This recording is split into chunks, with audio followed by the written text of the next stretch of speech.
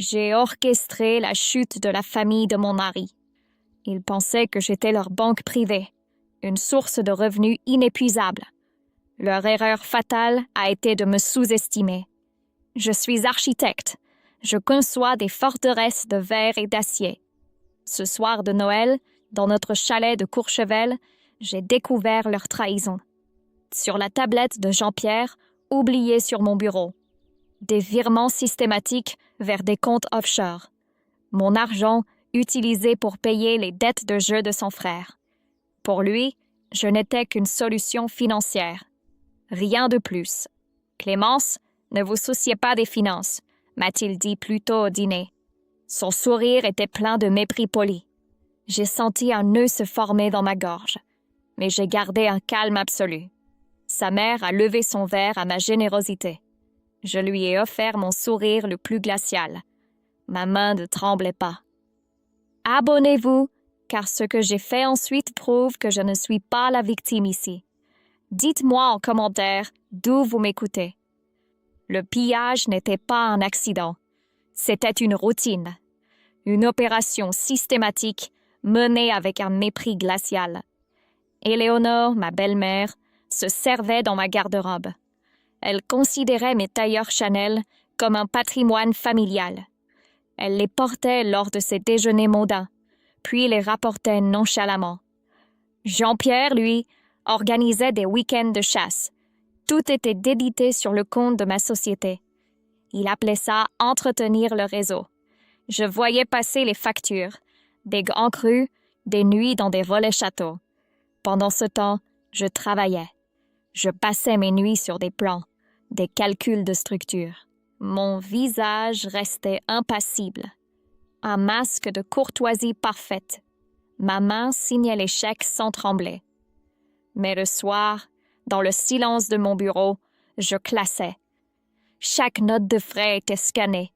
Chaque conversation suspecte était enregistrée. Je bâtissais une forteresse de preuves, brique par brique. Ils ont confondu ma patience avec de la faiblesse, mon silence avec de la soumission. Chaque sourire qu'ils me lançaient était un clou de plus dans leur propre cercueil. Je les observais, comme un entomologiste étudie des insectes. Leur schéma était prévisible, leur arrogance sans limite. Ils ne se cachaient même plus. Pour eux, j'étais acquise. L'audace a atteint son sommet un mardi soir. Le décor était notre appartement parisien, avenue Montaigne. Jean-Pierre a posé sa fourchette avec un soin théâtral. Éléonore a pris la parole. Sa voix était douce, presque mielleuse. Clémence, Balthazar a des ennuis. Ils avaient besoin de 2 millions d'euros. Avant la fin de la semaine, pour rembourser des créanciers. Dangereux. La solution qu'ils proposaient était simple. Que j'hypothèque le chalet de Courchevel, mon chalet, l'œuvre de ma vie, le sanctuaire que j'avais dessiné pour ma fille.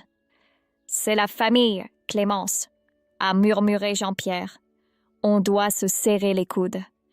Son regard n'avait aucune chaleur. C'était un ordre, pas une requête. Il voulait sacrifier mon chef-d'œuvre pour sauver leur parasite. Le fils favori, l'éternel raté. Abonnez-vous et dites-moi de quelle ville vous m'écoutez. Car ce récit n'est pas un simple divertissement. C'est ma déposition officielle. La preuve irréfutable que chaque action qui a suivi était une mesure de légitime défense. Une réponse proportionnée à une agression financière et morale. Je les ai regardés, l'un après l'autre, le prédateur et sa mère. J'ai senti le dernier verrou de ma patience céder, mais mon visage est resté neutre. J'ai pris une gorgée de vin, puis j'ai hoché la tête. Je vais signer les papiers. Le soulagement sur leur visage était ma véritable déclaration de guerre.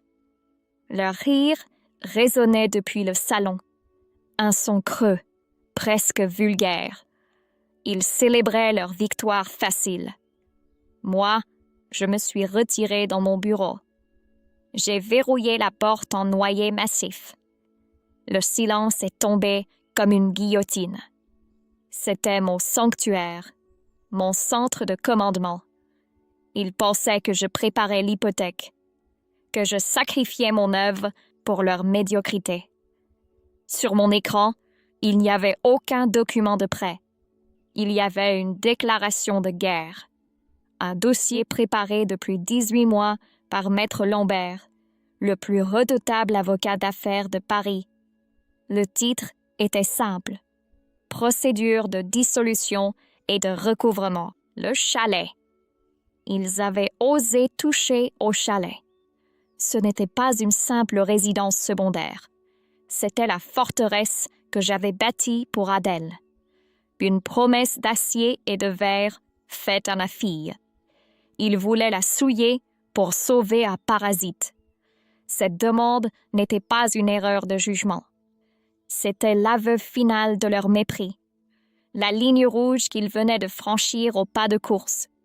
Maître Lambert avait été clair. Le jour où ils dépasseront la limite, votre limite, un seul clic suffira.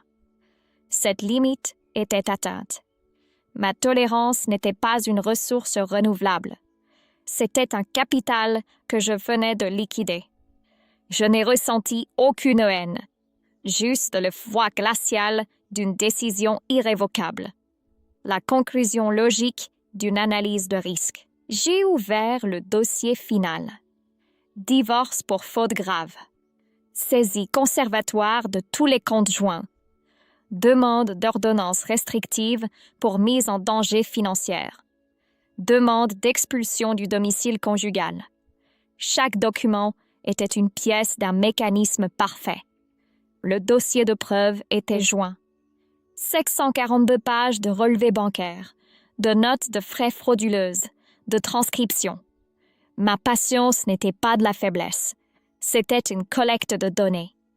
Ma main a glissé sur la souris.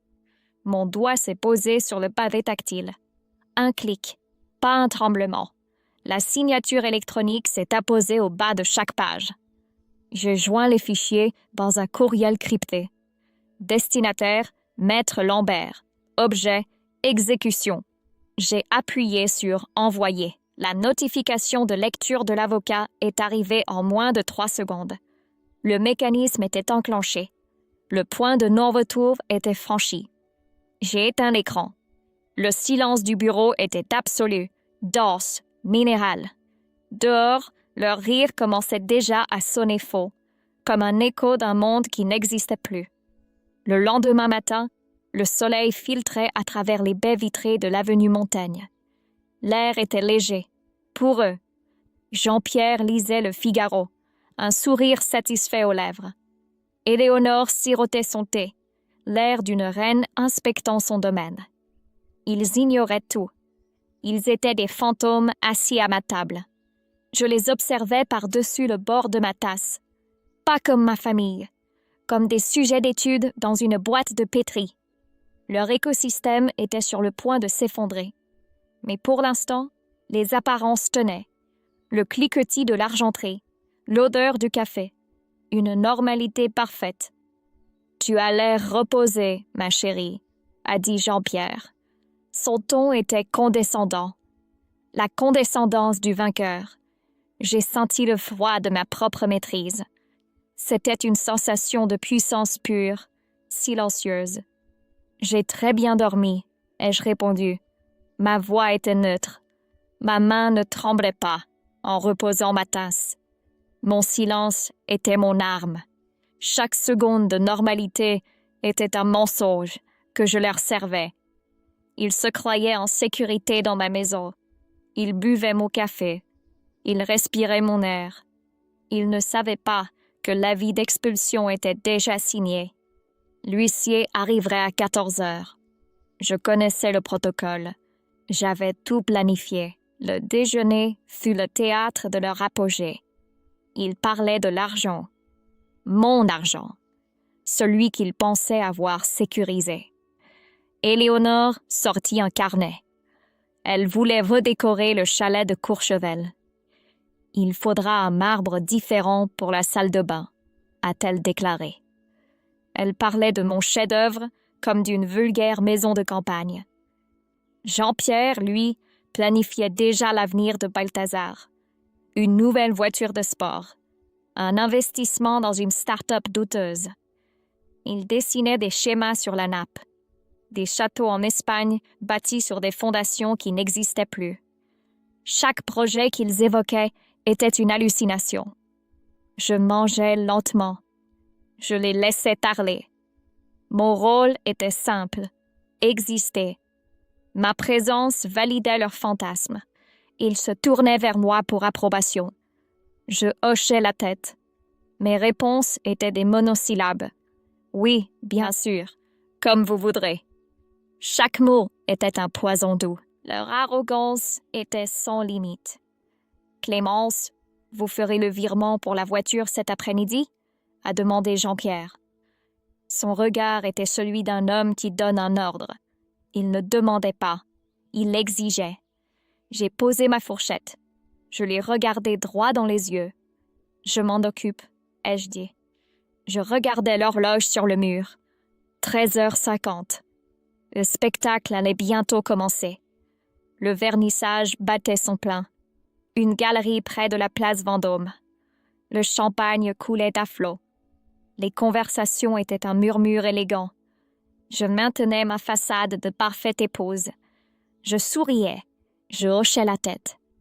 Personne ne voyait ma prédatrice derrière le masque. Le compte à rebours tournait dans ma tête. 13h55. Balthazar s'est approché, une coupe à la main. Son sourire était nerveux. La sueur perlait sur son front malgré la climatisation. Il était le maillon faible, l'animal acculé. « Clémence » a-t-il commencé, sa voix trop basse. « Pour l'argent. Jean-Pierre a dit que tu t'en occupais aujourd'hui. » Ses yeux fuyaient les miens. Il cherchait une réassurance. J'ai bu une gorgée de champagne. Le liquide était froid, comme mon sang. Les banques ont leur protocole, Balthazar, ai-je répondu. Ma voix était neutre, presque clinique. Un transfert de cette ampleur demande des vérifications, des signatures. C'est une procédure standard. Je parlais comme l'architecte, pas comme la belle-sœur. J'utilisais le jargon qui les avait toujours exclus. Le soulagement a détendu ses traits.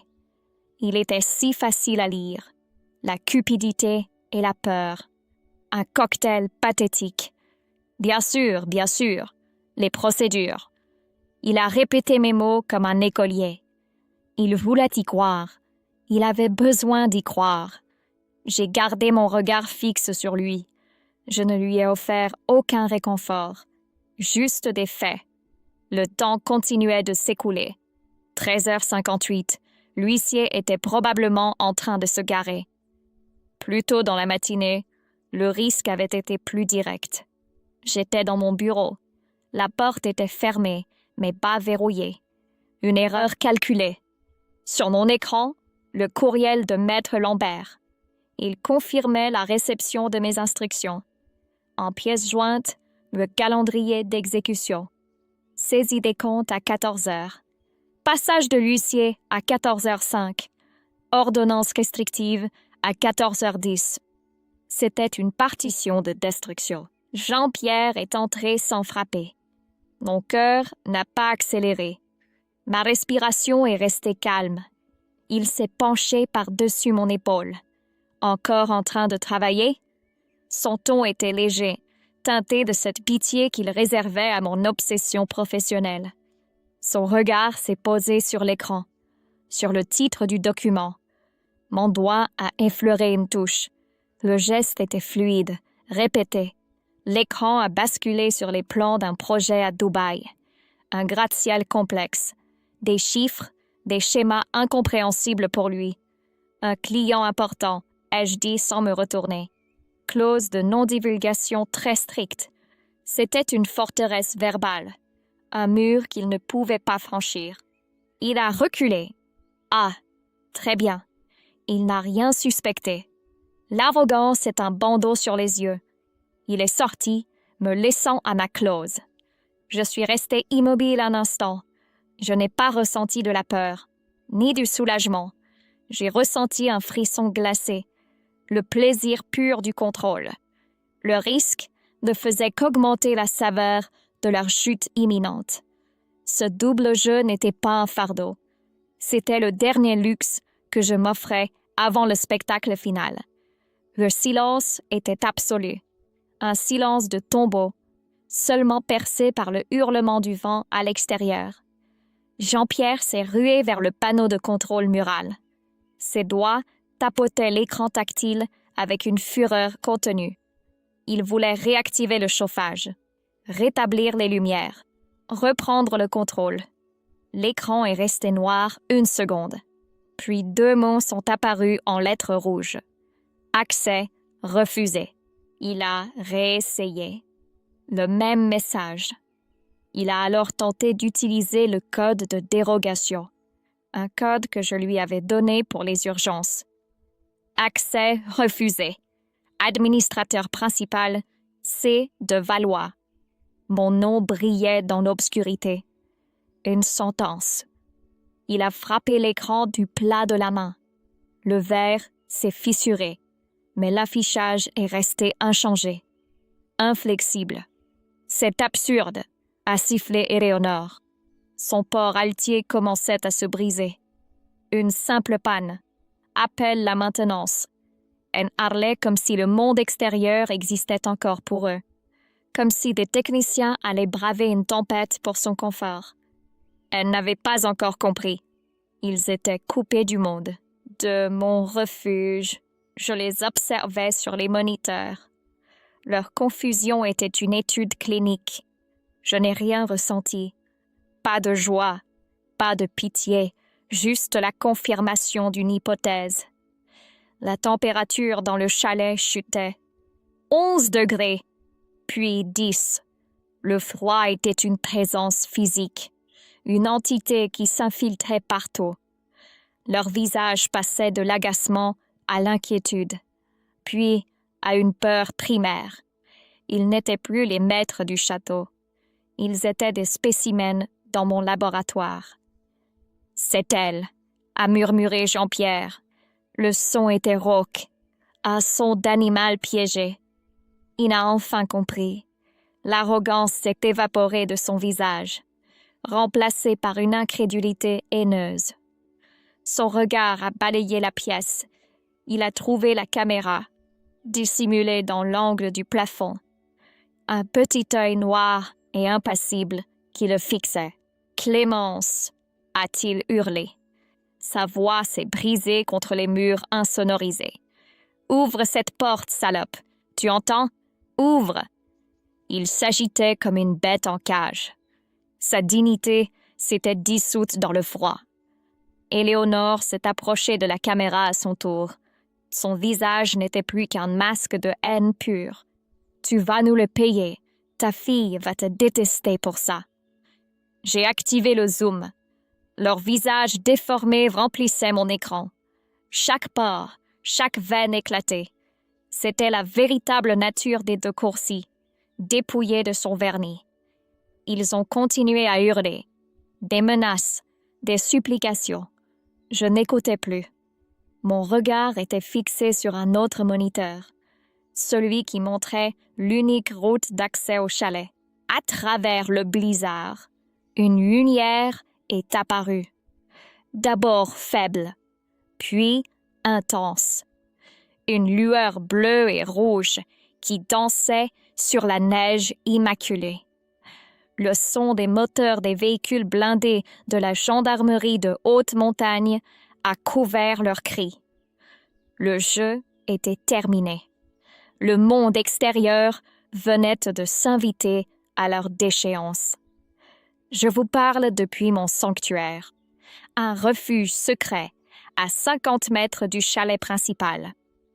Ma fille Adèle dort paisiblement dans la pièce à côté, sous une couverture chaude. Sur mes moniteurs, le chaos est une œuvre d'art abstraite. Le ballet silencieux des gyrophares bleus et rouges de la gendarmerie danse sur les murs de verre et la neige immaculée. J'entends leurs cris à travers les micros dissimulés. Ils ne sont plus arrogants. La voix de Jean-Pierre est brisée. Un mélange de supplications et de menaces incohérentes. Il frappe les baies vitrées, mais le verre blindé ne cède pas. Éléonore, elle, s'est effondrée. Elle a compris que ce n'est pas une simple vengeance conjugale. C'est une destruction totale. Les gendarmes ne sont pas là pour une médiation. Ils sont là pour exécuter une ordonnance judiciaire. Mise en danger de la vie d'autrui. Tentative d'extorsion. Leur monde s'est effondré en quelques minutes. Leur nom, leur réputation, leur liberté, tout est en train de se dissoudre dans le froid de cette nuit. Je ne ressens ni joie, ni haine. Je ressens le calme profond d'une équation enfin résolue. La conclusion logique d'une analyse de risque. Ils ont confondu ma patience avec une faiblesse. Ils ont tenté de dévorer mon enfant et mon œuvre. Ils m'appellent sans cesse, mais le compte bancaire est plein. Ils ont voulu sacrifier son futur pour leur dette. J'ai protégé mon sang. J'ai protégé mon œuvre. Dites-moi, où se situe la limite? Jusqu'où la famille peut-elle exiger votre sacrifice avant de ne plus être une famille, mais un prédateur?